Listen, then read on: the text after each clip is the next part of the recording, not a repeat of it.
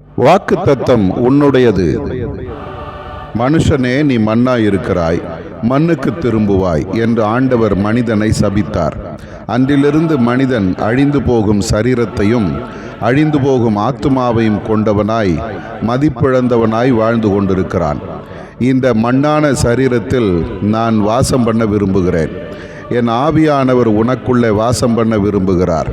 நீங்கள் தேவனுடைய ஆலயமாய் இருக்கிறீர்கள் என்றும் தேவனுடைய ஆவி உங்களில் வாசமாய் இருக்கிறார் என்றும் அறியாது இருக்கிறீர்களா? நீ தேவனுடைய ஆலயம் என்பதை மனதில் கொள்ள வேண்டும்.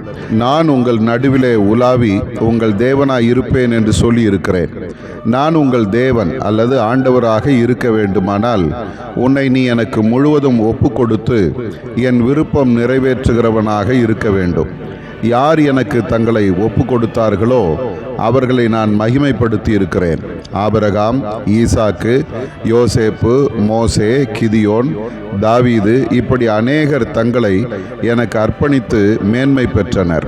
நான் உன்னில் வாசமாய் இருந்தால் நீ என்னைப் போல மாறுவாய். ஆதி திருச்சபை மக்கள் என்னைப் போல செயலிலும் சாட்சி வாழ்விலும் உண்மையாய் இருந்ததால் அவர்கள் கிறிஸ்தவர்கள் என்று அழைக்கப்பட்டனர். இன்றைக்கு பெயர் கிறிஸ்தவர்கள் அநேகர் உண்டு. ஆனால் நீ அப்படி இருக்கக்கூடாது. நீ என்னைப் போல மாற வேண்டும் என்று நான் விரும்புகிறேன். நான் உன்னில் வாசமாய் இருக்க உன்னை எனக்கு அர்ப்பணிப்பாயா? ஆதார வசனம்: அவர் எல்லாவற்றையும் தமக்கு கீழ்ப்படுத்தி கொள்ளத்தக்க தம்முடைய வல்லமையான செயலின்படியே நம்முடைய அற்பமான சரீரத்தை தம்முடைய மகிமையான சரீரத்துக்கு ஒப்பாக மறுரூபப்படுத்துவார். பிலிப்பியர் 3:21.